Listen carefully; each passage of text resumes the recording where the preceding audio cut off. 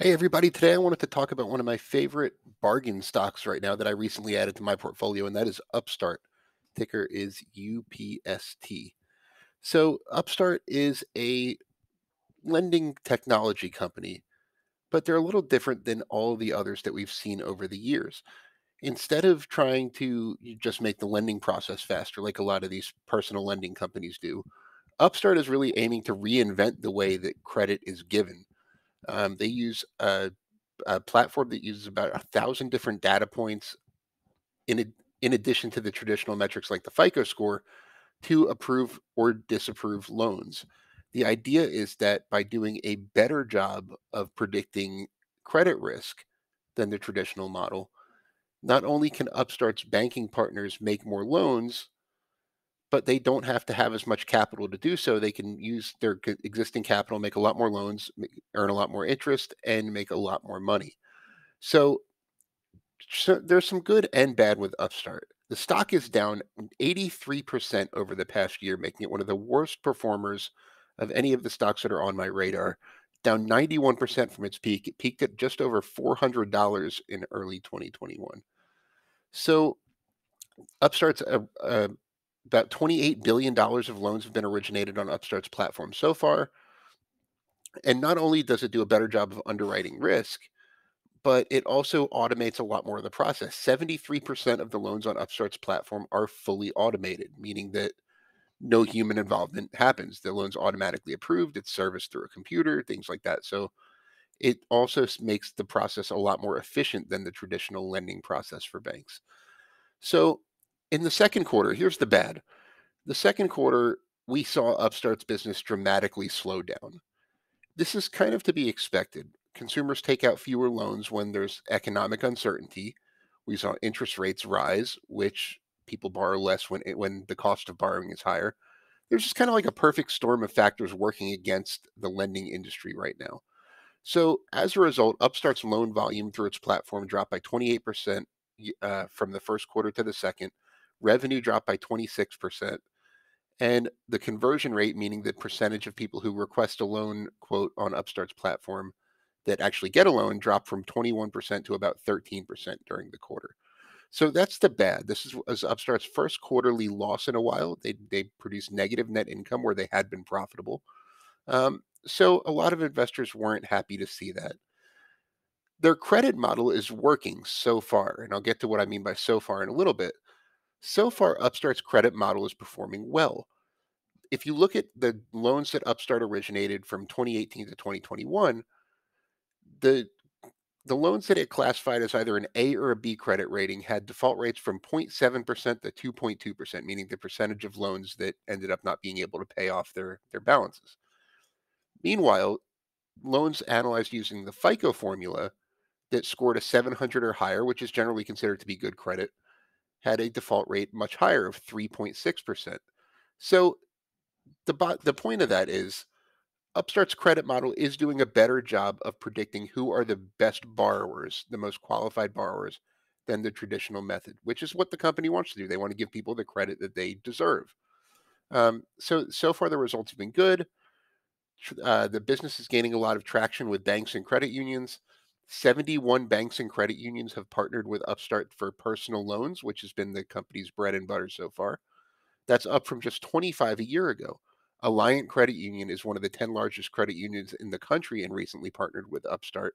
So it's definitely gaining a lot of traction. But there are a few things to watch.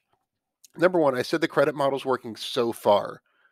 We don't know what the loans that Upstart makes during a down economy like right now are going to do. And we don't know what its existing loans are going to do during a down economy.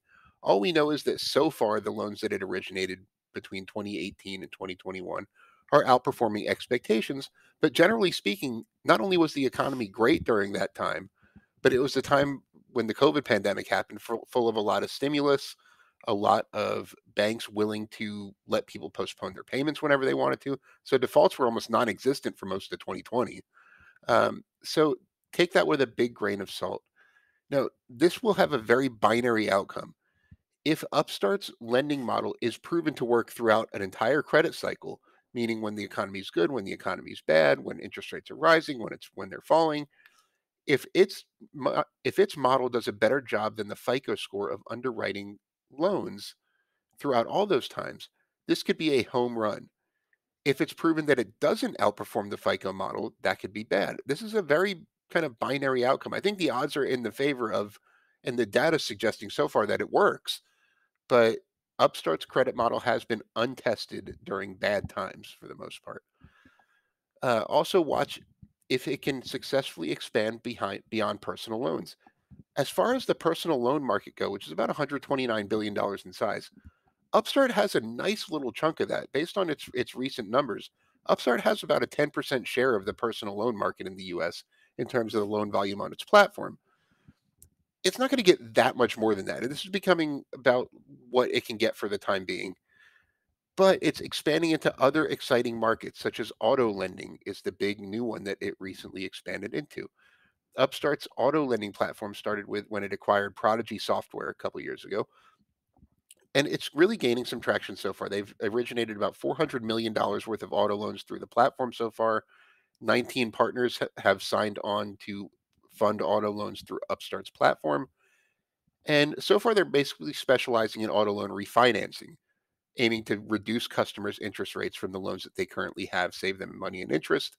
And it's a product that essentially sells itself if you can offer somebody with a 15% interest rate, a 10% interest rate on an auto loan.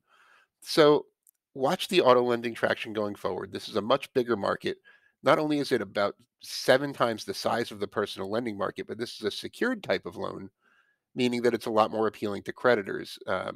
Because if a borrower doesn't pay, they can repossess the car. With a personal loan, it's an unsecured loan. The lender really doesn't have that much recourse.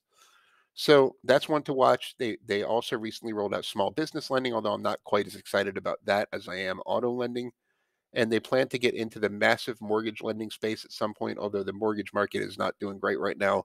And I wouldn't be surprised if they are take a more cautious approach to any mortgage plans they have. So that's something to watch there. Um, Watch just kind of what Upstart does throughout this bad time.